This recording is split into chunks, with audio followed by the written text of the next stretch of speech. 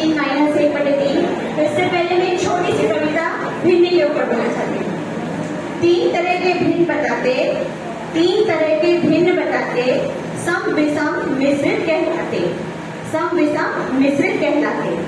सम भिन्न की यह पहचान, अंश छोटा हर बलवान। सम भिन्न की यह पहचान, अंश छोटा हर बलवान। विषम भिन्न में उल्टे दौर, अंश तगड़ा हर कमजोर। विषम भिन्न में उल्टे दौर, अंश तगड़ा हर कमजोर। मिश्रित भिन्न अनोखा रंग, मिश्रित भिन्न अनोखा रंग, पूर्णांक सम भिन्न रंग। तो ये जो हमारा सवाल है, ये एक मिश्रित विषम भिन्न और सम भिन्न दोनों को माइनस करना है। यदि हम इसको 5/3 को हम बदले तो मिश्रित भिन्न भी बदल सकते हैं, जिसमें हमारे पास घटाने की प्रक्रिया से पहले बच्चे हमारे मिश्रित भिन्न को जानते हैं। तो सबसे पहले हम इसको 5/3 को, चूंकि हम चित्र के माध्यम से बता रहे हैं, तो यहाँ पर हम देख रहे हैं 5/3 का मिश्रित भिन्न बनाकर हमने कर दिया है एक पूर्ण इकाई। और जैसे कि आप यहाँ पर भी देख सकते हैं, ये पूर्ण इकाई में बदल गया है, ठीक है। और एक हमारी जो इकाई है वो इस प्रकार है, ठीक है, जिसमें 3 में 2 कलर्ड पार्ट है और एक अनकलर्ड है। तो ऐसे करके ये हमारा 5/3 हो गया, ठीक है। 5/3 है, ठीक है। पीछे ध्यान चाहूंगी, 5/3 ठीक है, क्योंकि मैं अपने हर बच्चे को जगा के रखती हूँ, इसलिए पूछ रही पीछे आवाज आ रही है ना, नहीं आ रही? तो मैं पीछे वाले सर से पूछूंगी कि 5/3 हुआ कि नहीं हुआ? हुआ? नहीं हुआ? हो गया। पीछे वाले सो रहे हैं सारे, खाना खाने के बाद सबको नींद आती है, तो शायद सब सो गए, इसलिए आप लोग चावल ज्यादा मत खाएं। देखिए, अब हमको इसमें से एक इकाई कम करना है, 1/3। मेरे हाथ में 1/3 है, 1/3 है, नहीं है? है। हमको घटाने का मतलब कम करने से है। क्या करने से है? कम करने से।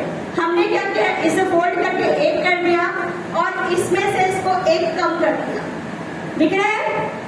अब यहाँ पर हम बच्चों को बता सकते हैं अब हमारे पास कितने कलर्ड पार्ट है। कितने कलर्ड पार्ट है? 4। तो हमारी इकाई बटे में जो पूरी इकाई का हमने 3 भाग किया था, तो यहाँ से बच्चों को क्लियर है 4/3। तो यहाँ जो घटाने की प्रक्रिया है, कम करने की प्रक्रिया के तरीके से हम बच्चों को बता सकते हैं 4/3 आ गया, ठीक है। बाकी मैडम बताती हैं।